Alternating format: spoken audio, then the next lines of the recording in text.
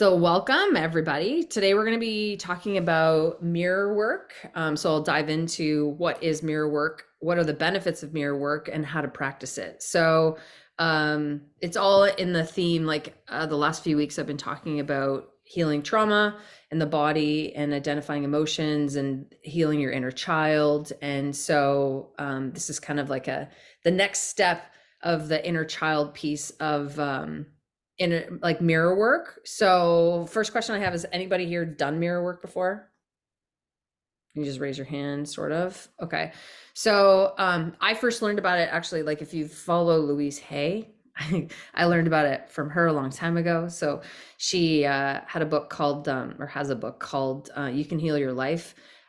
Great book. And it basically helped me understand to tune in more with self-healing and self-empowerment. So really learning how to find more compassion with myself and loving myself, because as a traumatized or dysregulated person, learning how to make yourself put yourself first and make yourself feel love within yourself when you look in the mirror can be difficult.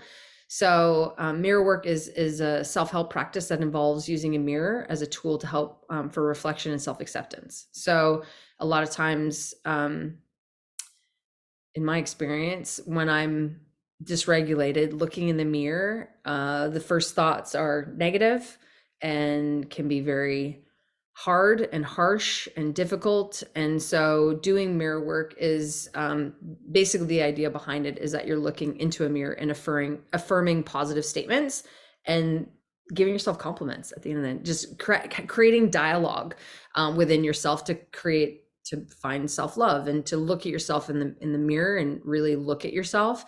Because a big part of my story, I don't know if I've shared this much, but part of my story is in my 20s, when I used to look at, like, 20s was a really rough time for me.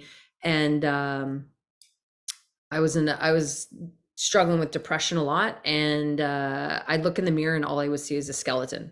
Like I literally, I couldn't even see my flesh. I would just see like sunken eyes, and it was just dark. So learning mirror work was difficult at first, because when I used to look in the mirror, that's what I would see. I wouldn't see me. Like what you see right now on the screen is not what I saw at all, because of my trauma, because of my dysregulation. So, self-compassion and feeling love for myself was not even on the radar. But it really is a powerful tool to help you improve your self-esteem and promote self-acceptance, nurturing positive self-images. And it basically encourages us to confront our fears, our insecurities, our limiting beliefs, and replace them with positive ones at the end of the day. That's why we do it and what it is. Okay, cool. Are there any questions from that? So it's really about learning how to love yourself. So, have you ever looked in the mirror and just looked at your eyes? Like if anybody's into iridology, it's fascinating because I have freckles in different parts of my eye. My eye color has changed over the years, which is interesting.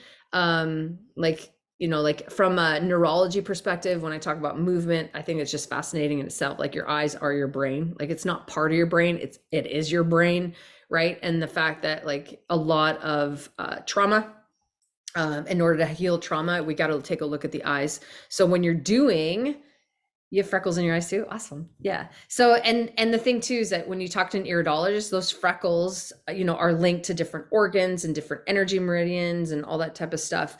And, they change. Like, I don't know if you notice how your eye colors change and whatnot. So yeah. So it was, like my dad always told me, cause my parents have blue eyes, my brother has blue eyes, and I have green eyes. I'm like, where did green eyes come from? So it's a little bit, my dad used to tell me, it's like your body's a river and you're toxic. So your eye color is reflective of the toxicity in your body. So I had that thought in my head that I was already toxic. So, you know what I mean? So that impacts. So when I looked in my eye, the thought process was, I'm a toxic person, right? So that's something that I had to learn. So that's why mirror work was hard. And it's not something that, everybody can just be like, yeah, I can do that. Look in the mirror and say a nice few things, but it can be difficult. But basically it's just, so it's, what are the benefits of it? The first one really being it promotes self-awareness. And um I'm joking about this now, but I like, if you haven't heard me speak before, like one of my mantras is awareness brings understanding and understanding brings choice. So a big piece of the puzzle when we're looking at healing trauma or nervous system dysregulation or anything, healing any part of your body, brain, whatever, mind, body, soul, it all starts with awareness. So mirror work, if you are new to the trauma healing space, or you're recovering from some type of illness or struggling with some type of illness or disease or whatever, self-awareness, it all starts with awareness, right? So by looking at yourself in the mirror and being honest with yourself about what you see, you can gain a deeper understanding of yourself and your emotions, which can help you improve self-awareness, which is really what we're at. And when we talk about, healing trauma, it's really about getting into the body, what's happening from the neck down when, on a day-to-day basis. So, it's really important that we have the space and we start learning, understanding the sensations that our body's trying to tell us, are we safe or are we not? I was always told that when I was little, when I look in the mirror, to look in the mirror when you cried. Oh, really? Interesting. Yeah. Yeah, you know what? Actually, when you say that, my daughter does that. When she has her, she watches herself. Apparently, I would always run to the mirror, and I do kind of recall it, but I was Interesting. told that through my life, like that I would run to the mirror and want to watch myself, or I'm like, no, I wanted to support myself and Yeah, probably validate. It was probably a soothing behavior, yeah, probably. Yeah, exactly. Yeah, that's really interesting. like Like, yeah, witnessing myself if I wasn't maybe getting that acknowledgement somewhere. I don't validation. know. Yeah, yeah, absolutely. I forgot about that, so it just reminded me, like literal mirror work. Yeah, exactly. And I'm like, I don't know if I've ever done, maybe I probably have at some point. It's like, at some point you like, you catch a glimpse of yourself crying. You're like, whoa, there's a lot of raw emotion there and stuff. But, that's why looking in the mirror is important. And, when we are traumatized and when we are hurting and we are in pain, avoiding mirrors is a very common practice, I would say. But the next benefit would be to increase your self-acceptance and self-love, obviously, by practicing positive affirmations and giving yourself compliments. You can counteract the negative thoughts and beliefs about yourself. So the idea is, many of us, when we're traumatized, what I'm noticing is that many of us get stuck in the front brain, in the free, the the prefrontal cortex. And that's why, like, so if you're somebody that has trauma from a psychological perspective, talking to a therapist and using language in a way for you to navigate your healing is very helpful. And that's where, like, practicing the language, like, words matter. Like, I mean, this is nothing new, all of you've heard this before, like, words do matter, and practicing affirmations. But the key is noticing the negative thoughts, noticing, like, when you look at yourself, or when you have a negative thought, or you start ruminating and your mind's racing all the time, it's having that awareness so that you can be like, hey, stop, wait a second, how can I show myself kindness in this place? How can I love myself in this space? So using the mirror to help reflect that can be very, very helpful. The one place I started doing this was the car.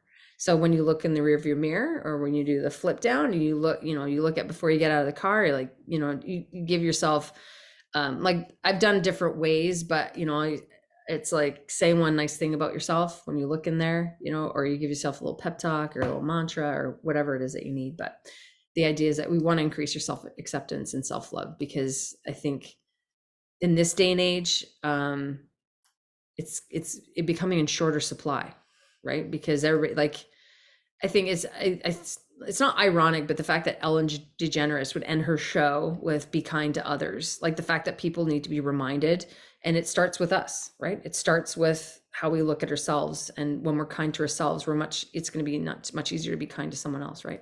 The next benefit is it helps you overcome negative thoughts and beliefs. Pretty self-explanatory there, but basically, challenging your negative thoughts and changing, that's probably one of the hardest things to do, is changing those negative thoughts and the reasons why you believe this about yourself. And that's where, trauma is at the root of it all, because this is how you survived. And, this is what you did to get to where you are today. So yeah, so by doing some mirror work, it'll help you with those shifting those negative thoughts. Next one is to improve your self-esteem and self-worth.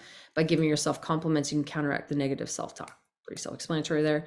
The big one, what I like about it is it helps reduce stress and anxiety. Yay! Because honestly, like, I don't think you can throw a stone and not hit somebody who doesn't struggle with stress or anxiety in some way, shape, or form. So by taking the time to connect with yourself and be mindful of your thoughts and emotions, it helps you reduce your stress. So beginning of the call, we were talking about ways to help you combat stress. And one of those is to release oxytocin. And how do you do that? Well, we were talking about like scratching each other's hair, playing with each other's hair, or giving somebody a hug, or playing with an animal or a pet, and that type of thing. So it's just, it's a, yeah, it's really common. It's true. Like a lot of times when we're really struggling, we don't look in the mirror. You're right. Absolutely. And because we are in survival, because we're in that stress state and we have that anxiety or overwhelm or whatever word you want, frustration and whatever emotion you want to talk, bring to the table, all the emotions are valid, but many times we are overwhelmed and our nervous systems are flooded with certain emotions and we don't know what to do with it. So mirror work will definitely help you navigate those emotions and find a space for it, because all emotions are welcome. Yay. And then the last one for the benefits is it helps you improve your emotional regulation, and that's what I'm all about. This is what really changed the course of my business, was really helping people understand that their emotional landscape has a big piece, is a part of the healing puzzle, is a part of their health puzzle.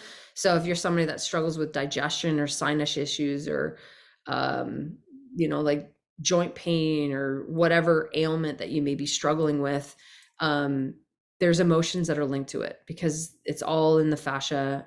Trauma occurs or dysregulation occurs in the fascia, and the fascia touches everything. It's like that conductor, and that's where it can get very sticky. So by doing mirror work, it can help regenerate, it can help move cells, if you will, in a way, because of the way your mind works, right? Your mind is very powerful. And by doing mirror work, it helps you regulate your emotions and understand that all emotions are welcome. So, this week, in my healing group, in my mentorship, in my inner circle, we've been talking about grief, and we're talking about anger and holding space for those emotions, because many times, like especially as a female, there are certain ways that we're supposed to behave when we feel anger. There are certain ways that we're supposed to behave and when we feel grief. And I believe there are different ways for everybody depending on what your story is. And so it's finding a space for you to explore that and go through different things like that. So anyway, so emotional regulation is a big piece of the puzzle. Cool. So are there any questions from the benefits? So review, we got promote self-awareness, increase your self-acceptance and self-love. Number 2, helps you overcome negative thoughts and beliefs. Number 4, helps you improve your self-esteem and self-worth. 5, reduce stress and anxiety. And 6, helps you improve emotional regulation. Cool. Any questions with that? No? Okay, cool. So how do you do it? Okay, so like if you have a mirror, you could do it now if you want, or just listen to what I have to say. But how do you do it? Is basically you want to find a quiet space. A safe space is really, really important. Okay, you want to find a space that you do like doing a public washroom is probably not gonna be the best place to do that, but whatever, to each his own. In the gym washroom, whatever, wherever you feel safe, you want to find a quiet space that you can be alone and stand in front of the mirror. Okay. And if it's a matter of setting a clock or setting a time, you want to make sure that you want to make sure the mirror. Okay, so this is everybody's gonna have a different story. The way I've guided clients in the past with it is that they didn't feel comfortable looking at themselves fully in the mirror. Some people don't have access to a full length mirror, but the idea is that you want to look at your whole body. Okay. And then what's going to happen if you're not used to this, first thing you're going to do is going to go right to the spot you hate about yourself. You're going to look right at it and be like, you're going to zoom in and then you're going to be like, oh, I'm my belly, my eyes, my whatever, my arms, whatever. So what you want to do is, if that's something that, you know, if you do have a full length mirror, try to get one that's big enough so you can see yourself fully, or start with, you know, just a body part. Okay. So we're going to break it down. So, you know, like we're just going to take your time. So if you want to start with your hand, just look at your hand in the mirror, or, you know, like a body part in the mirror. And, you know, with your feet or your ankles or your calves or whatever, start with a body part, you know, and then that's what you're going to look at and just study and just look at, like really look at it. Okay. So I want you to begin by looking at yourself in the mirror and take a moment to just take it in. So, I mean, it could be 10 seconds, it could be a minute, you know. So a lot of people are like, how long do I do it for? I'm going to leave that up to you. Okay. So it's a matter, like, I'm all about movement snacks. So I prefer smaller increments of time more frequently through the day. Okay. The way neuroplasticity work and how the nervous system works is that we're better off exposing yourself more frequently for less amount of time than one longer 10-minute session, if that makes sense. So you're better off doing like 10, I don't know, 10-second increments. Look at yourself for 10 seconds, 10 times a day, rather than look at yourself once for whatever that time is. Okay. Does that make sense? Cool. Okay. So, yeah. So then be honest with yourself and, sorry, my son is, he's like, Mommy, can you come get me? Anyway, so be honest with yourself about what you see, but try not to judge yourself. So this is a big one. Okay. So, like take, you know, judgment, keep the judgment at the door.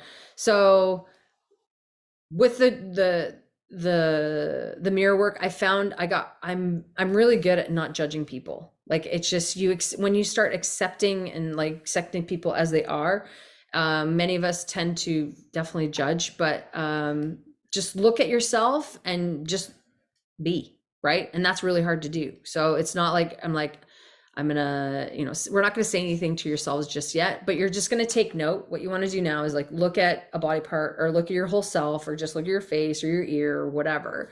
And I want you just to take note of any of the negative thoughts that come up. So we're gonna start with awareness. What are the thoughts that are coming up for you?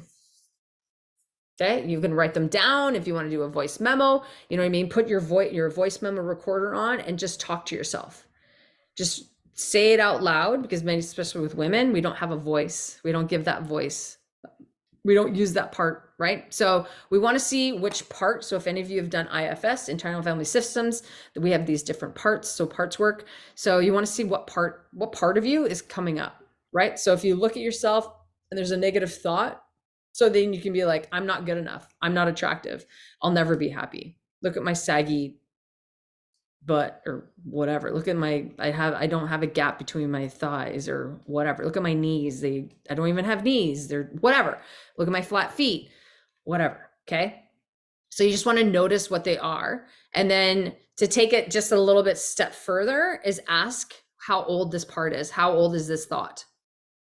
So if I'm not good enough, just say I'm not good enough, and then ask yourself, how old are you? Just see how old that part of you is that doesn't think you're good enough.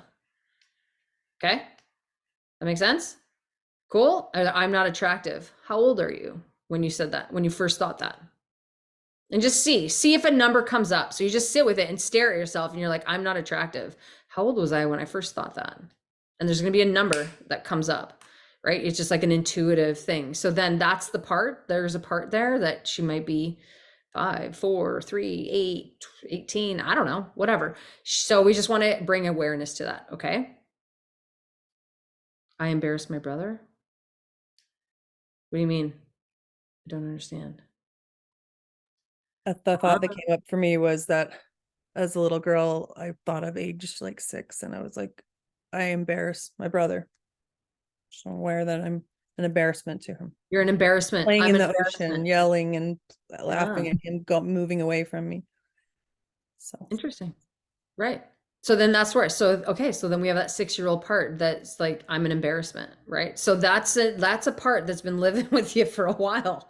It's been a minute, and that's ingrained, right? And that's where it becomes like the more times that, there's confirming experiences, and that in my work we have disconfirming experiences. Like, how many times was that experience or that thought confirmed for you? Yeah, I am an embarrassment. How many times?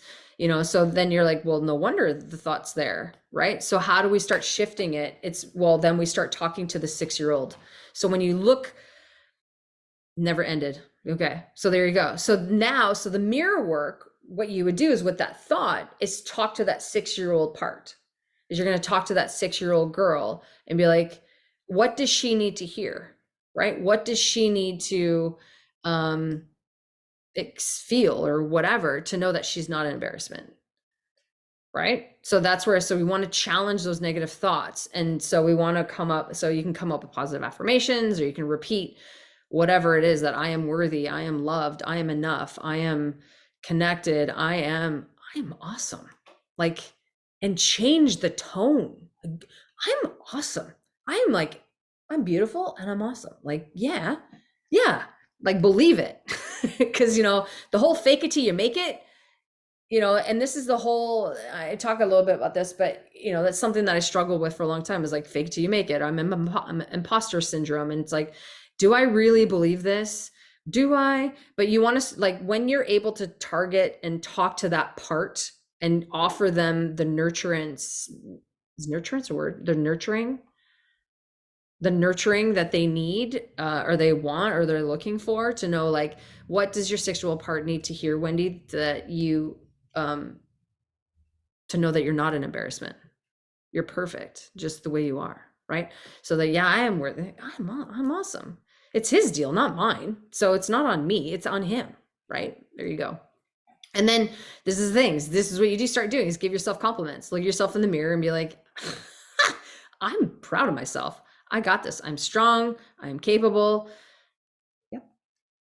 Julie, I was when I did that inner child guided meditation months Mhm. ago that you have online, Yep. that was one where I like realized so profoundly that that wasn't about me at all, but it Right. stole like my joy and my happiness and silenced me a lot. And I was like very liberated in making that really clear that it wasn't about me. It Right. wasn't yeah. So yeah, that inner child work, and that, I guess that's some type of the mirror working, has been really powerful for me. Yeah. And Exactly. saying like, wow, okay, yeah, There you go. nobody gets to steal your light anymore. No, no, and that's what I keep telling my kids, don't let anybody take your power away. And this is what happens to many, many kids, and like, no one take your flame. Like, I saw Brene Brown, she had a post, or somebody was sharing a post of what she used to do for her kids is, she'd tell her kids, like, here's your flame inside your hands, right? And so what you want to do is surround yourself with friends or people who are going to protect this flame, who are going to help you, if a wind comes by, or if, there's a storm coming by, that they're going to come around you and they're going to protect it and cover it so they don't take your flame away. Whereas, like, there's going to be people in your life that are going to come up, they're going to try to blow on it, they're going to try to take it out, right? And so, and that could be your parents, it could be your teachers, it could be, a family friend, it could be somebody that you confide in, that you truly love because you're their blood, or like, you've created this bond and there's a connection with this person, and but they're trying to blow out your flame. Though that's the thing, is we want to say, no, this is my flame, and I'm going to do what I need to protect it, right? What can I do to protect this flame, because no one can take your power away at all. So that's something I tell my kids a lot and remind them, and I tell them that story. And so I actually have, I don't know, I think there's about 20 candles over on the table that I leave for my children to light if they want, as a reminder. This is, I'm lighting my candle, I'm lighting my fire, this is me lighting my fire, and it's, I'm allowed to burn as bright as I need, right? So it's, giving them the space and doing some extra work that way. That's just kind of a side note from the mirror work, but it just goes along with it's a disconfirming experience, right? So when they go to school, and like my son, one of my sons, was saying one of his friends is really hurting his feelings. He's not spending time with him, and is putting out his flame a little bit. So I'm like, what can we do to reignite that flame? And he's like, I'm going to go over here and I'm going to start lighting some candles to get my fire burning again. I said, that's fantastic, buddy. So, like that's, what we're doing on a, I guess, a literal way, you know what I mean? But it's still figurative in a way to help him understand that his feelings are valid and he's allowed to feel what he feels. And it's recognized, and we need to surround ourselves with people that will protect us, right? Yeah, adding action and visuals really do reinforce it very much. Absolutely. And that's really what the nervous system is about, right? That it's all about putting action. So like when you do show up and you do look in the mirror and you're like, I'm like, no one's taking my power away. No one's taking, like, I am proud of myself. I did this. And we celebrate them. We call them glimmers. Yay for glimmers. This is the thing. We celebrate. We get excited because it's not a matter like when you're, dysregulated or experience trauma, it's not if, it's when you're going to get triggered. There's going to be something that triggers you. So what can help you bring it back to be like, what do I need to do to feel safe within myself, right? What can I do to love myself and feel compassion within myself? Everything is going to be okay because I know I'm good, I'm safe, I'm connected, I'm enough, I'm worthy, whatever the words you're using, right, that resonate with you. After you do that, after you give yourself the compliments and the kudos and take the actions of lighting, fires or whatever it is that you want to do, you want to then take some deep breaths to remind yourself that you are worthy and in love. So breathing. So the way I talk about with my clients is we want to integrate. Once we do the action, you always want to integrate. Okay. So this is the biggest mistake that I see when people choose an action and they're like, hey, I'm going to, I'm, struggling with anxiety, or I'm struggling with all these emotions, and I go for a walk in nature. Beautiful. Okay, great. And then how are we going to integrate that into the nervous system, right? So we got to take a look at, and how we typically do that is through the breath. How we do that is through bilateral stimulation, right? So walking is really a great way to integrate. At the end of the day, it's fantastic. It's bringing that intention is really the key for that integration, right? So that's why I like whatever breath, it's like I'm taking like 3 deep breaths to really get my body to understand that I'm shifting this for myself so I can feel safer within myself. I use the word safe, but it basically means it's like I'm regulated, maybe, if that makes more sense for some people, depending on what language you want to use. But so you want to repeat this as often, like I said, as often as you can, like every time you go by a mirror, you look at yourself and you like give yourself a little kudos, a little thumbs up, a little, yeah, I'm whatever, a little pat on the back. And so the more often you do this, the more you can integrate it into your nervous system rather than doing like 1 5-minute session, that type of thing. So I've already kind of talked about that. And then you just try to do that as often as you can. So I talk about movement snacks. So meaning they're like small increments that we do daily, because it's really about tortoise in the hare. It's really about the tortoise. The more often we can do that, we can learn to shift our nervous systems and get all the pieces connected. Cool. Is there any questions about that? How to practice it? No? Okay. So the big thing with this too is when you do practice mirror work is practice being patient and kind with yourself. And the process, it can get frustrating. Trust me, it can get very frustrating, and especially when you're having a really hard day, when you're really sad, or you're grief, or you're feeling that heavy, the anger, when you're feeling those heavier emotions. It can be very challenging at first, but it's all about putting in the reps, as I like to say. Just like in the fitness world, we're doing this for the emotional, the spiritual, the mental, and the physical. We're putting in the reps to help us feel more connected and more well-rounded. You'll begin to start noticing changes, hopefully, in your thoughts and your emotions. But like I said, all starts with awareness. Awareness brings understanding. So then you understand, like Wendy, you didn't know, like, that embarrassment was linked to, when you're 6 on your brother. So things just start coming clear. Oh, that's when you're able to like answer the question, this is why I do what I do. It is incredibly empowering, incredibly like, oh, that's why I'm a perfectionist. That's why I procrastinate. Got it. That's why I lose motivation. That's why, I try something for 2 weeks and I fall off because you have that understanding. This is how your nervous system has survived as long as how to this day, this is how your nervous system survived. And it's done exactly what it needs to do, which is keep you alive. Right. And that's really, really important. That's why you look for external validation. Yeah, absolutely. Because absolutely. Um, yeah, it's all part of the puzzle, right? So, but now it's more like the mirror is going to help you bring in that internal validation, right? To help shift those beliefs, right? So yeah, so there are lots of different there's lots of different affirmations that you can use if you want. I'll put them. Do you want me to share them all with you? I can copy. You want me to put it in the chat or whatever, or do you want me to say them? I don't know what's easier because I on YouTube I can put them in the notes in the description.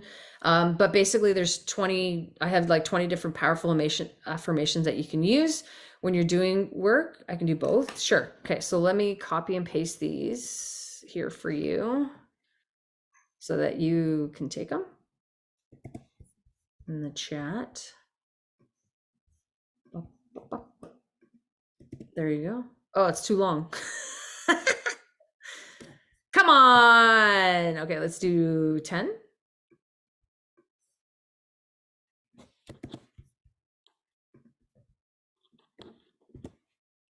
There's 10, and then the other 10. Oops.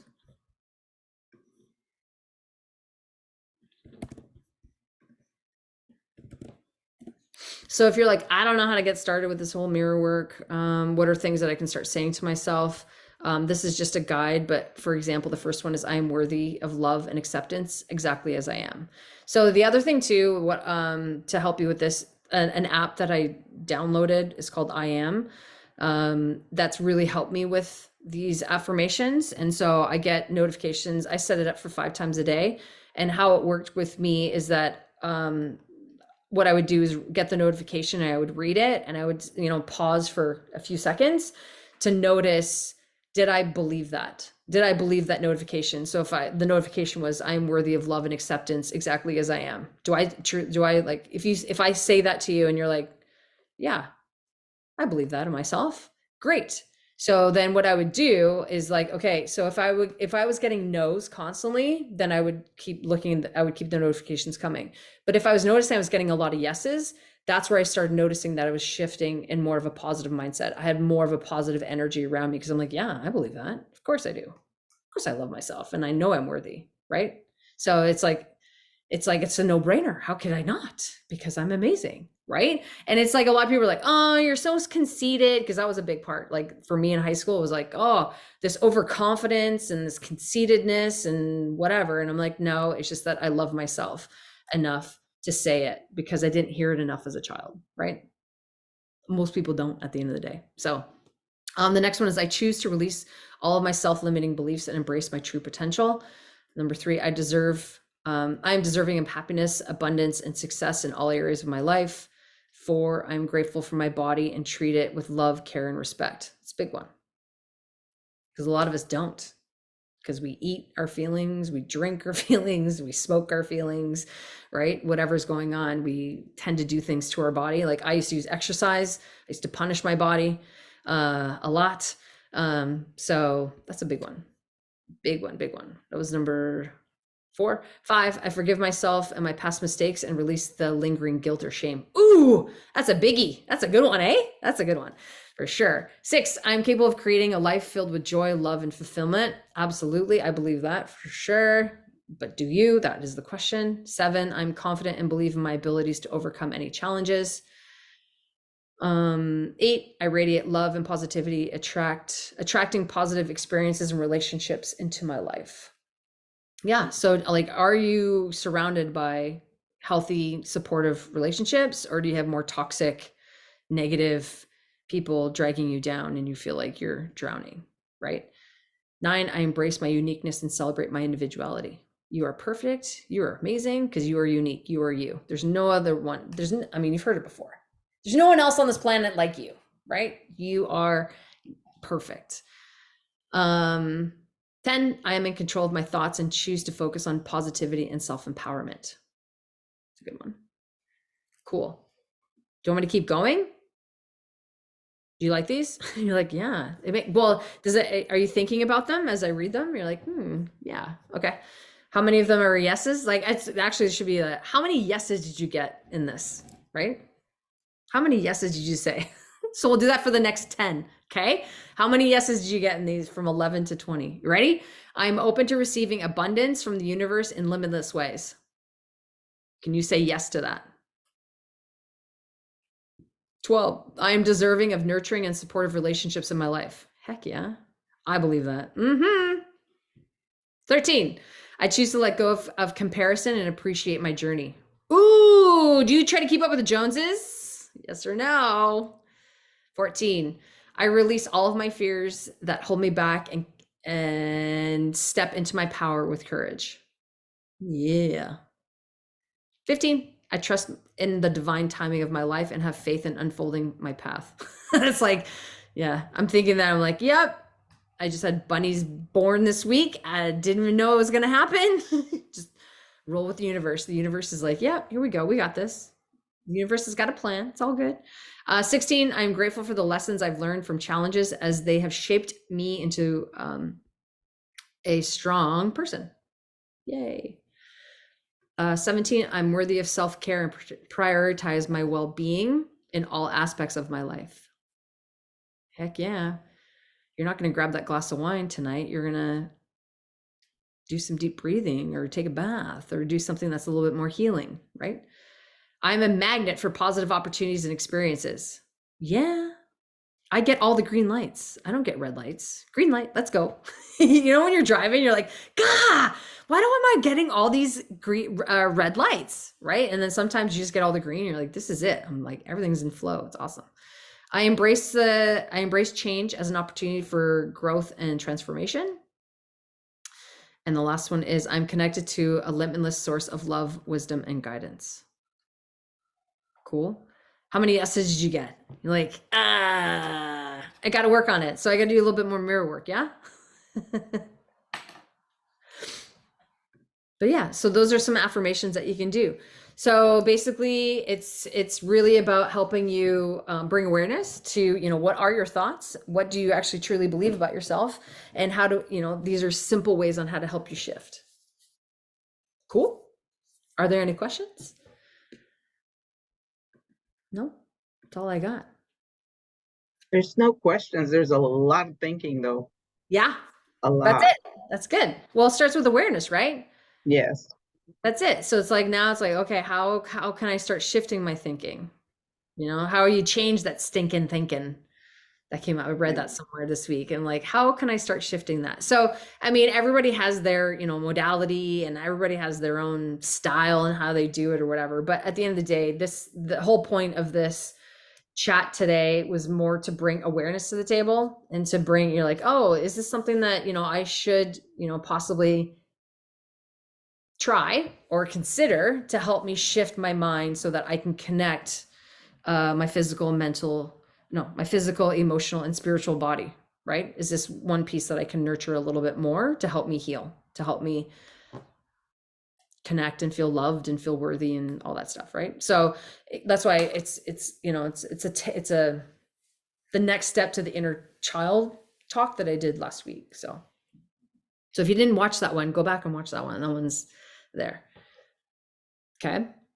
So we talked a little bit about the inner child, and the one before that was, what did we talk about? Trauma, how to heal trauma in the body. Yeah. So, you know, so they all blend in because it all starts from trauma at the end of the day.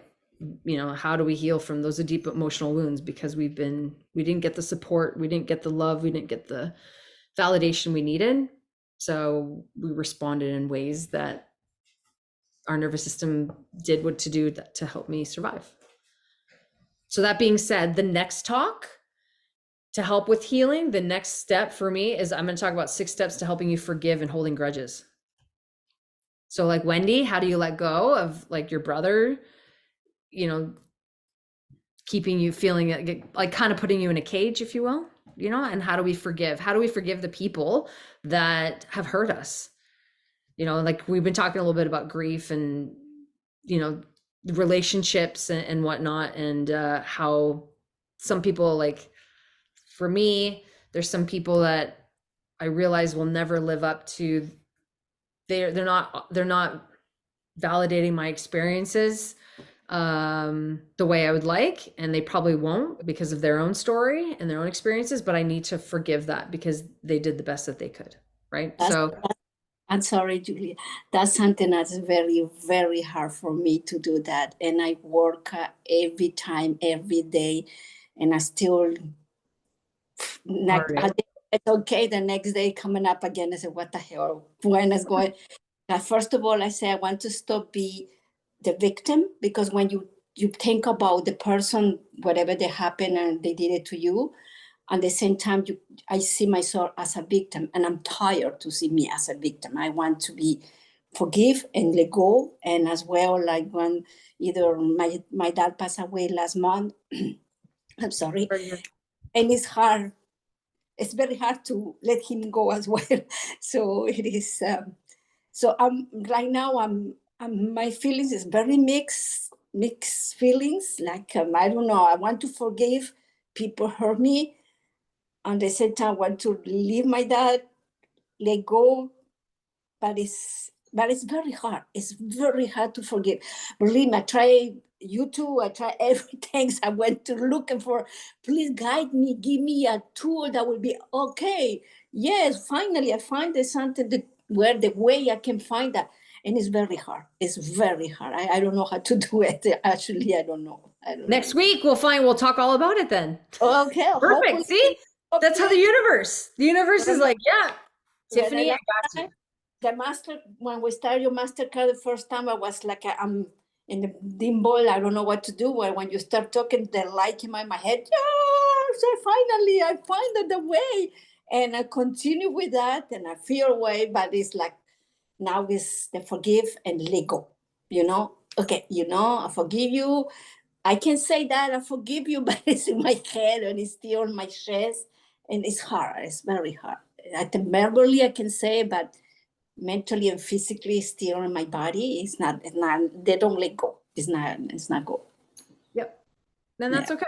And that's what we'll talk about next week for sure. And like what steps you can take to let it go. Okay. Well, thank you. Thank you for sharing that. That's awesome. Like we're in sync, Tiffany. I got you. I see you. Yeah. I know. I missed the Tiffany. class. Yes, sorry. Hi, nice to meet you. I've been thinking about that a lot this last few weeks, especially about like the victim part, where I think that I've tried to override, like, I'm not a victim, but I've really ignored and not given that attention to, yes, I was a victim of something, but I'm not acting like a victim. And it's okay for me to say, yes, that wasn't my choice. It wasn't my fault. So I technically was a victim of that.